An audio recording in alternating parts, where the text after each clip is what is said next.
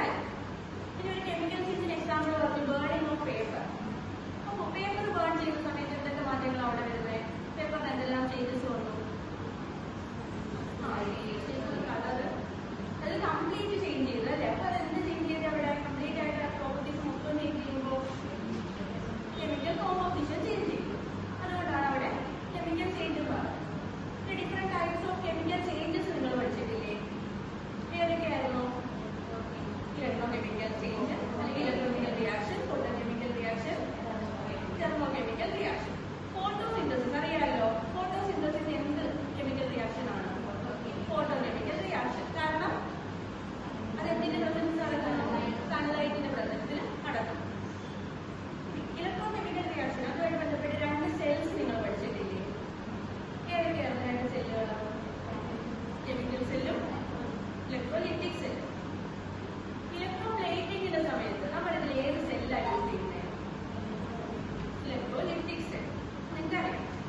ഇനി thermochemical reaction എന്ന് പറഞ്ഞാൽ എന്തിന്റെ പ്രസൻസിൽ നടക്കുന്ന റിയാക്ഷൻ ആണ്? സൽമ, തെർമോകെമിക്കൽ ഹീറ്റിന്റെ പ്രസൻസിൽ. അത് 2 ടൈപ്സ് നമ്മൾ പഠിച്ചിട്ടില്ലേ? ഏതൊക്കെയായിരുന്നു? എക്സോതെർമിക്കും ഇലക്ട്രിസിറ്റിയുടെ പ്രസൻസിൽ നടക്കുന്ന റിയാക്ഷൻ നമ്മൾ എന്താ പഠിച്ചിട്ടുള്ളത്? Electrochemical reaction. ഇതിൽ 2 ഡിഫറെന്റ് ടൈപ്സ് ഓഫ് സെല്ലുകൾ ഉണ്ടെന്ന് പഠിച്ചു. ഏതൊക്കെയാണ്?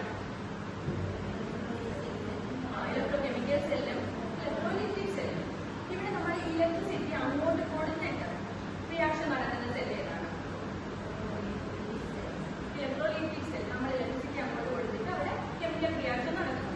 ഇനി ഇതിന് നേരെ ഓപ്പോസിറ്റ് അല്ലേ നമ്മൾ അടുത്ത് പഠിച്ചത്? അവിടെ എന്താ നടക്കുന്നത്? ഇലക്ട്രോകെമിക്കൽ സെല്ലിൽ എന്താ നടക്കുന്നത്? ഇലക്ട്രിസിറ്റി നമുക്ക് ഇങ്ങോട്ട് കിട്ടും. എങ്ങനെ ഇങ്ങോട്ട് കിട്ടും ഇലക്ട്രിസിറ്റി? കെമിക്കൽ റിയാക്ഷൻ നടന്നിട്ട് ഇലക്ട്രിസിറ്റി ഇങ്ങോട്ട് കിട്ടുന്നതാണ് ഇത് ഇലക്ട്രോകെമിക്കൽ സെൽ എന്ന് പറയുന്നത്. അതുപോലെ തന്നെ ഇപ്പോൾ ഫോട്ടോകെമിക്കൽ റിയാക്ഷൻ ആണെങ്കിലോ നമ്മൾ എന്താണ് ലൈറ്റ് പ്രൊഡ്യൂസ് ചെയ്യുന്ന ടൈപ്പ് ഓഫ് റിയാക്ഷൻസ് കൊണ്ട് ലൈറ്റ് പ്രസൻസിൽ നടക്കുന്നതുകൊണ്ട്. അപ്പോൾ കെമിക്കൽ റിയാക്ഷൻ നടന്നിട്ട് ലൈറ്റ് പ്രൊഡ്യൂസ് ചെയ്യുന്നത് എക്സാമ്പിൾ നിങ്ങൾ കണ്ടിട്ടുണ്ടോ? മിന്നമിനുകൾ